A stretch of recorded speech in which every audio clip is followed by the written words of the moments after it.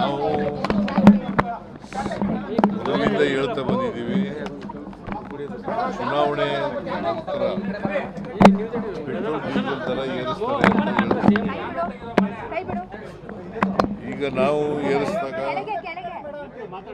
ಸ್ವಲ್ಪ ಏರಿಸಿದಾಗಲೂ ಕೂಡ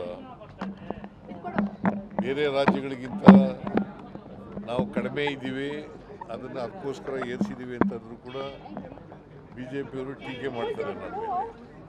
ನರೇಂದ್ರ ಮೋದಿಯವರು ಅಧಿಕಾರಕ್ಕೆ ಬಂತವಿಂದ ಇಲ್ಲಿವರೆಗೆ ಅನೇಕ ಸಾರಿ ಏರಿಸಿದ್ದಾರೆ.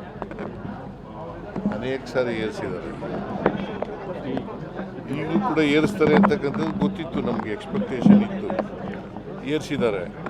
ಅಲ್ಟಿಮೇಟ್ಲಿ ಡೀಸೆಲು ಪೆಟ್ರೋಲ್ ದರ ಏರಿಸೋದು ಇದೆಯಲ್ಲ, ಇದು ಜನರ ಜೀವನದ ಮೇಲೆ ಭಾಳ ಪರಿಣಾಮ ಬೀರ್ತದೆ.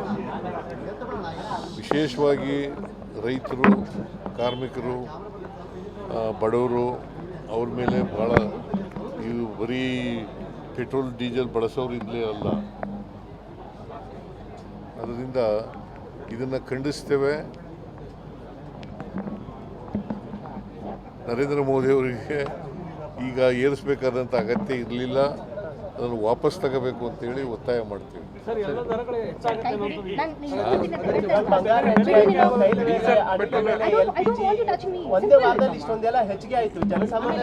LPG ದರ ಎಷ್ಟು ಗೊತ್ತಾಯ್ತದು? ಇವರು ಅಧಿಕಾರಕ್ಕೆ ಬಂದಾಗ 413 ರೂಪಾಯಿ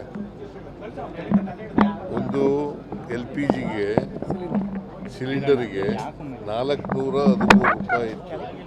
ಇವತ್ತು ಎಷ್ಟಾಗಿದೆ? 1000 ಚಿಲ್ಲರೆ ಆಗಿದೆ. ಇದರಿಂದ ಬೆಲೆ ಏರಿಕೆ, ಬೇರೆ ಪದಾರ್ಥಗಳು, ಆಹಾರ ಪದಾರ್ಥಗಳಿದ್ದಾವಲ್ಲ, ಅದ್ರ ಬೆಲೆ ಏರಿಕೆನೂ ಕೂಡ ಹೆಚ್ಚಾಗ್ತದೆ. ಈಗಾಗಲೇ ಸಿಗ್ತಾ ಇಲ್ಲ. ಇದ್ರ ಜೊತೆಗೆ ಬೆಲೆ ಏರಿಕೆ ಬರ್ಡನ್ ಆದರೆ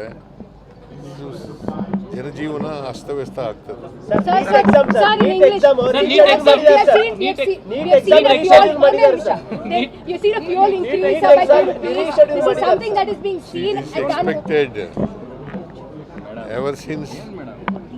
Ever since Narendra Modi ji became the Prime Minister of this country, he has been raising petrol, diesel and cylinders.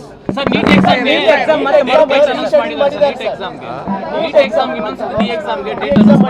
NEET ಕೂಡ ಅದು ಮಾಡೋದ್ರಲ್ಲಿ ವಿಫಲರಾಗಿದ್ದಾರೆ. ಅದನ್ನು ಸುಮಾರು ಅನೇಕ ವಿದ್ಯಾರ್ಥಿಗಳು ಪರೀಕ್ಷೆ ಬರೆದು ಮತ್ತೆ ಅದನ್ನು ಪ್ರಿಪೇರ್ ಆಗಬೇಕಾದಂಥ ಅನಿವಾರ್ಯತೆ.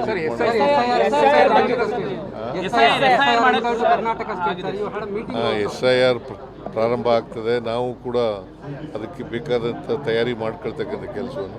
ಕುಮಾರಸ್ವಾಮಿ ಅವರು ಆರೋಪ ಮಾಡಿದ್ದಾರೆ ಸರ್ ನಿಮ್ಮ ಮೇಲೆ ಏಜೆಂಟ್ ಅಂತ ಹೇಳಿ, ರಿಯಲ್ ಎಸ್ಟೇಟ್